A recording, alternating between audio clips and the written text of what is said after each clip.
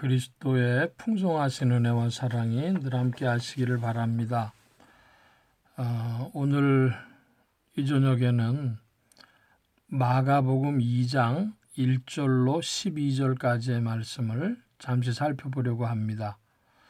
수일 후에 예수께서 다시 가버나움에 들어가시니 집에 계시다는 소문이 들린지라 많은 사람이 모여서 문 앞까지도 들어설 자리가 없게 되었는데 예수께서 그들에게 도를 말씀하시더니 예수님의 소문이 가버나움 근동에 널리 퍼져서 예수님이 계신 거처 앞으로 사람들이 많이 몰려왔습니다.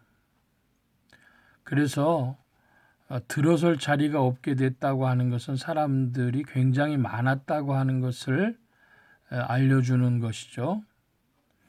예수님께서 그들에게 도를 말씀하셨다 그랬습니다. 우리 한문으로 썼을 때 도, 영어로는 way, 길이라고 하는 것이 일반적입니다. 동서양에서 우리나라는 도로, 길을 한문자로 써서 도로라고 하죠. 그런데 그 서양에서도 길이라는 표현을 썼습니다. 영어로는 way. 내가 곧 길이요, 진리요 하실 때 바로 그 길이 되겠습니다.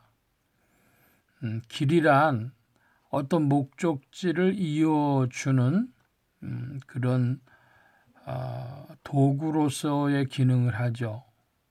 예를 들어서 차가 갈 길이 있느냐 이렇게도 물어봅니다. 거기 찻길이 있습니까? 차가 갈 길이 있습니까? 이런 식이죠. 여기서 난데없이 도라고 얘기를 했는데 길에 대하여 말씀하셨다는데 전혀 맥락이 없습니다. 무슨 길인가? 예수님께서 찾아온 무리들에게 무슨 도를 말씀하셨을까요?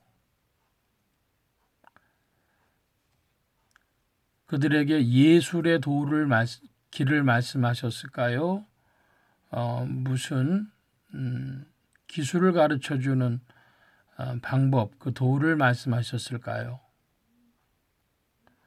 아마도 인생의 길에 대해서 유대인들이 구원받을 길에 대해서 말씀하셨을 것입니다. 주님 앞으로 나오면 사람들이 어떻게 하면 구원받을 수 있습니까? 그런 질문할 텐데 사람의 몸이 구원받는다라고 하는 것은 병든 사람이 치료함을 받는 것이죠. 그것처럼 인생이 병든 육체가 치유함을 받는 것이 구원이고 길이 되는 것처럼 병든 마음은 어떻게 돼야 치료를 받고 구원을 받을 수 있겠습니까? 그것을 예수님께서 말씀하셨으리라고 봅니다. 마가복음 2장 3절입니다. 사람들이 한 중풍병자를 4사람에게 메워가지고 예수께로 올세. 갑자기 어떤 상황이 주어집니다. 이것은 사실은 예수님이 말씀하시려고 했던 도와 관계되고 있다고 믿습니다. 인간의 영혼이 병든 마음이 치료함을 받고 구원을 받으려면 무슨 일이 있어야 될까?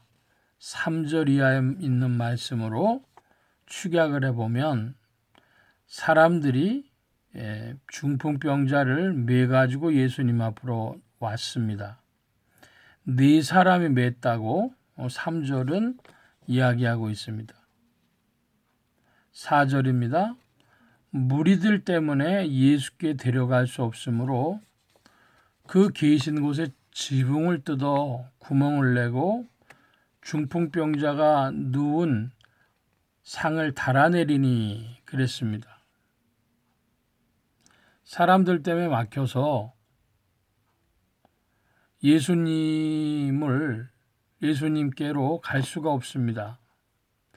이 사람들이 생각을 했는데 예수님이 계신 곳에 지붕을 뜯었다 그래요. 이것은 그 당시의 건축을 우리가 알아야 되겠는데 그 당시의 건축은 어떻게 됐느냐? 그러면 요즘 말로 하자면 평평한 스레트 지붕입니다. 집들이 요즘도 가끔 시골에 가보면 단층집으로 되어져 있는데 그 단층집 옆편에 집 옆으로 계단이 있어서 계단을 밟고 올라가면 집 옥상으로 올라가는 것이죠. 근데 시골집의 옥상들이 평평해서 거기에 빨래를 넣을 수도 있고 혹은 가을 같은 때 고추를 말리기도 하고 하는 그런 일들을 하죠. 그래서 지금도 시골에 가보면 지붕이 평평한 방식으로 되어 있는 곳들이 많은데 그것처럼 유대인들의 집은 예수님 당시에 평평했습니다. 그런데 오늘날처럼 무슨 콘크리트로 그렇게 단단하게 만들어 놓은 것이 아니기 때문에 그 지붕을 뜯어낼 수도 있었습니다. 그래서 아마도 이 지붕이 진흙이나 혹은 이런 목재들을 이용해 가지고 지은 그런 지붕으로 보여지는데 그 지붕을 뜯어서 구멍을 내고 중풍병자의 상에 달아내렸다 그럽니다.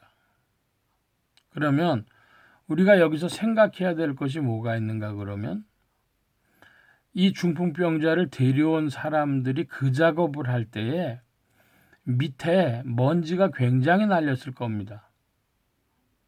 그리고 예수님이 그 계신 집에 물질적 손해를 발생시키는 일입니다.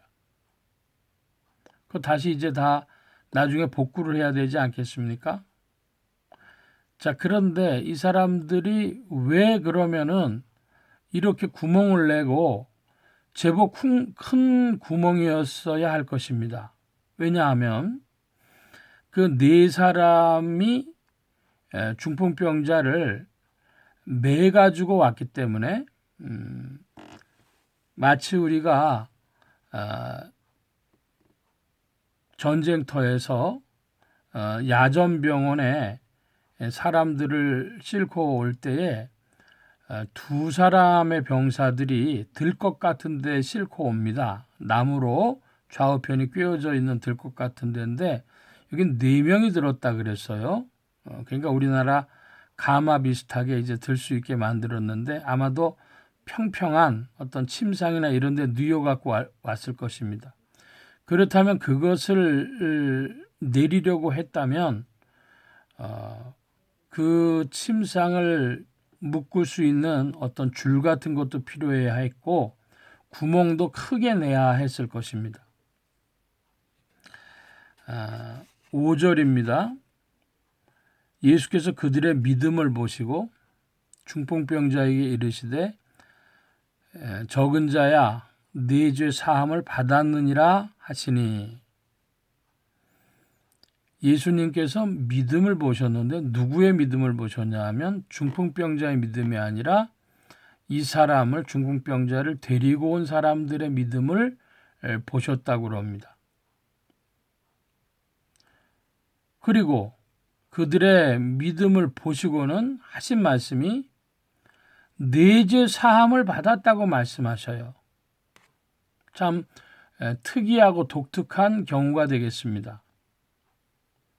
이 중풍병자 자신의 신앙 고백에 의한 것이 아니라 이 사람을 데리고 온 사람들의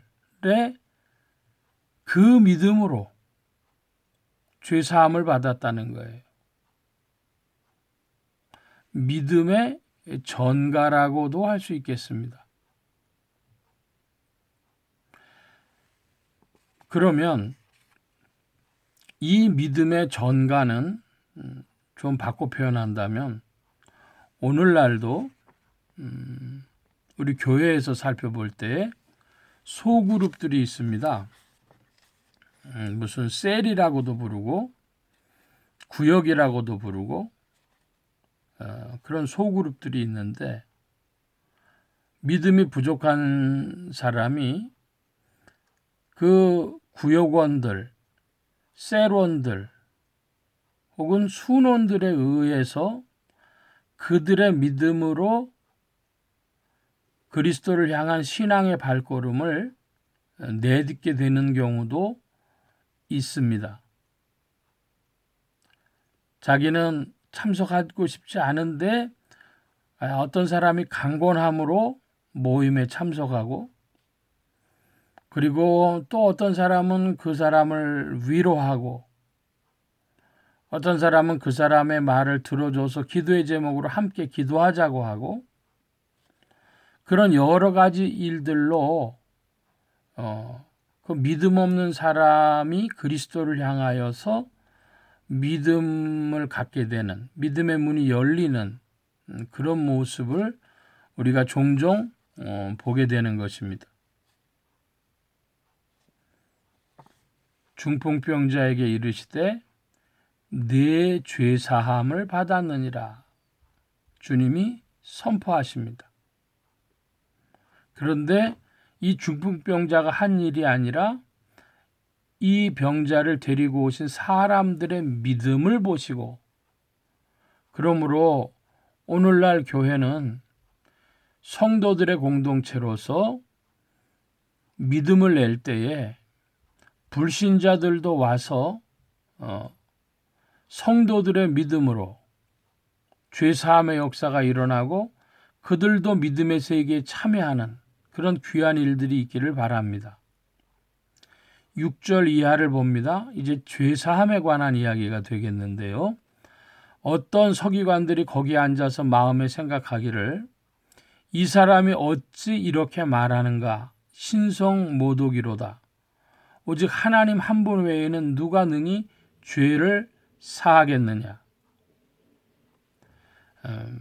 어떤 사람이 예수님께서 죄를 사한다 하시는 말씀을 듣고 신성모독이라고 생각했습니다. 이 사람은 참 정확하게 생각한 것입니다. 사람이 누구에게 죄사함을 받았다고 선포한다면 혹은 네 죄를 사한다고 선포한다면 그것은 신성모독인 것입니다. 우리는 이걸 통해서 마가복음이 예수님께서 하나님, 그 신성을 가지신 분이라고 하는 것을 우리에게 간접적으로 보여주고 있다 하는 사실을 이해해야 되겠습니다. 8절입니다. 그들이 속으로 이렇게 생각하는 줄을 예수께서 아시고 곧 중심에 이르시되 어찌하여 이것을 마음에 생각하느냐 중풍병자에게 네 죄사함을 받았느니라 하는 말과 일어나 네 상을 가지고 걸어가라 하는 말 중에서 어느 것이 쉽겠느냐. 여러분은 어느 것이 쉽다고 생각하십니까? 중풍병자가 있는데 그에게 네 죄사함을 받았느니라 하는 것은 하나님의 권위, 사죄의 권위를 표현합니다. 그런데 네 상을 가지고 걸어가라고 하는 일어나 네 상을 가지고 걸어가라 하시는 말씀은 전능하신 하나님의 능력을 말합니다. 죄사함의 권세와 전능한 능력 어느 것이 더 쉬운 것입니까? 어느 것도 쉬운 것은 없습니다. 이것은 둘 다 하나님께 속한 것이기 때문입니다.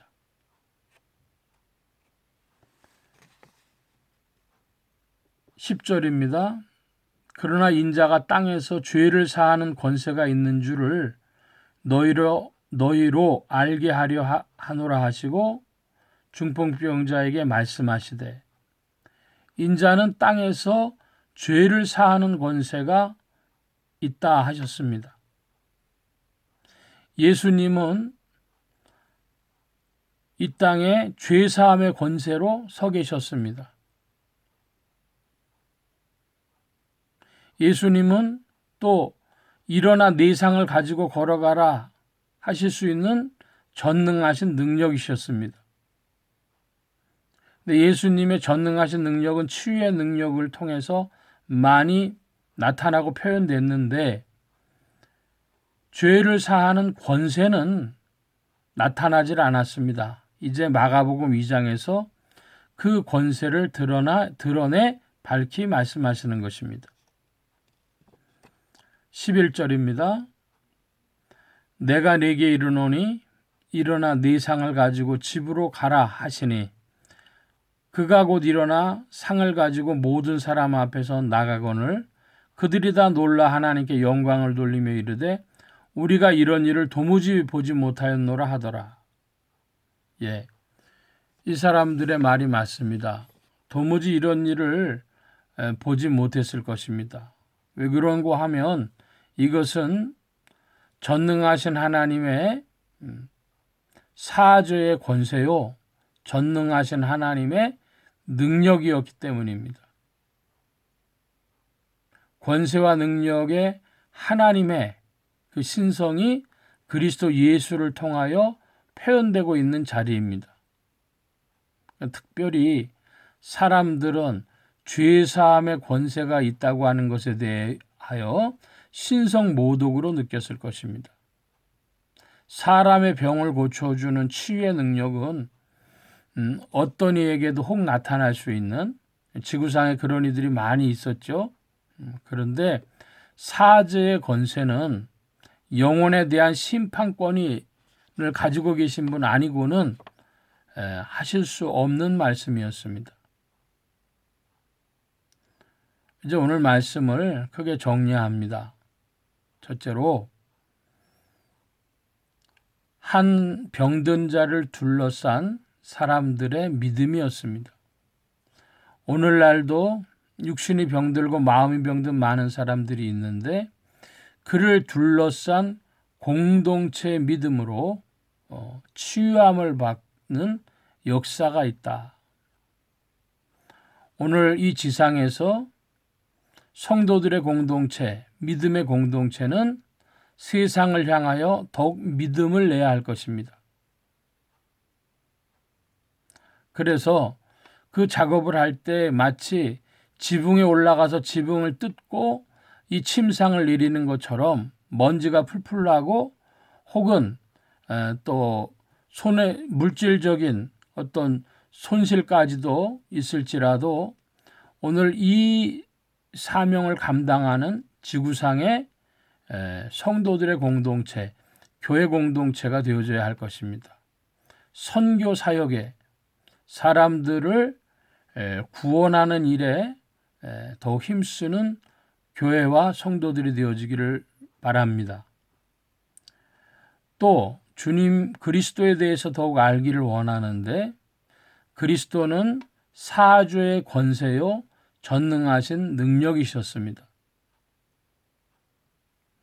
주님은 이 두 가지 모두를 가지고 계신 하나님의 신성을 지상에서 나타내신 말씀이 육신이 되어 이 땅에 오신 하나님의 아들이셨습니다.